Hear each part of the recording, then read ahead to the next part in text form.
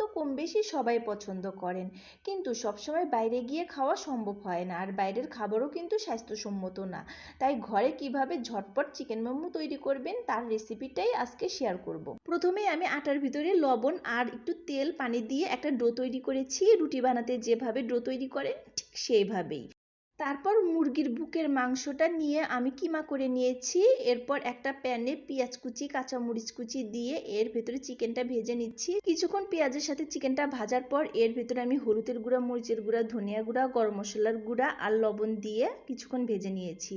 তারপর কয়েকটা ধনিয়া পাতা দিয়ে দিলাম। এ তো আমার চিকেনের পুরটা কিন্তু রেডি হয়ে গেছে। এখন আমি মোমোটা বানিয়ে নেব। অনেকেই আছে চিকেন মোমো বানাতে চিকেনটা ভাজে না, সরাসরি কাঁচা অবস্থায় মোমো বানায়। ওটা খেতে আমার বেশি ভালো লাগে না, কেমন জানি মনে হয় কাঁচা কাঁচা। এভাবে চিকেনটা ভেজে মোমো বানাবেন, দেখবেন খেতে অনেক মজা। আর পেঁয়াজ কুচিটা একটু বেশি পরিমাণে দেবেন, তাহলে কিন্তু আরো বেশি ভালো লাগবে। যাই হোক, আমি ছোট ছোট করে পাতলা করে রুটি বানিয়ে নিয়েছি। এর ভিতরে চিকেনের পুরটা দিয়ে আমি এমন করে ভাঁজ করে নিচ্ছি। আমি তেমন ভালো করে পারি না, যেমন পারি তেমন করেই করে নিচ্ছি। আপনারা দেখেন, দেখলেই বুঝতে পারবেন। আমি এক একটা এক এক শেপে দিচ্ছিলাম। এটা গোল গোল শেপে দিচ্ছিলাম, এটাও কিন্তু দেখতে অনেক সুন্দর লাগে। যে শেপেই দেন না কেন খেতে কিন্তু একই মজা লাগবে। আর আজকের মোমোটা খেতে সত্যি খুবই মজা হয়েছিল। এর তো আমি এভাবেই সবগুলো মোমো করে নেব। আমি রাইস কুকারে ভাপ দিয়ে নেব, এজন্য কিন্তু রাইস কুকারে পানি দিয়ে আমি ফ্রি হিট করে নিচ্ছি। আর স্টিমারে একটু তেল ব্রাশ করে তার উপরে কিন্তু মোমোগুলো দিয়ে দিচ্ছি।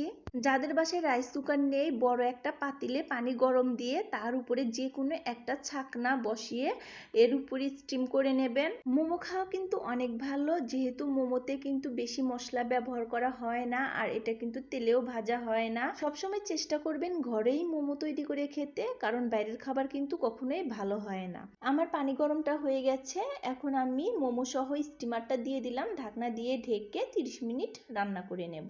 30 মিনিটের কমও লাগতে পারে। কখন বুঝবেন মোমোটা হয়ে গেছে, উপরে দেখবেন একদম চকচক করছে আর কালারটা চেঞ্জ হয়ে গেছে, তখনই বুঝবেন মোমোটা হয়ে গেছে।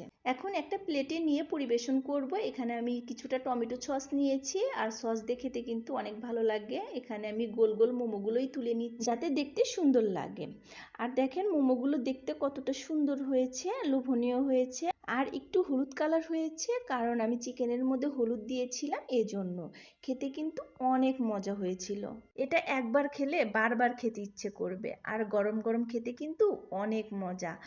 যাই হোক, ভিডিওটা এখানেই শেষ করলাম। আর মোমোটা কেমন হয়েছে অবশ্যই কমেন্টে জানাবেন। ভিডিওটা অবশ্যই শেয়ার করে দেবেন। সবাই ভালো থাকবেন। আল্লাহ হাফেজ।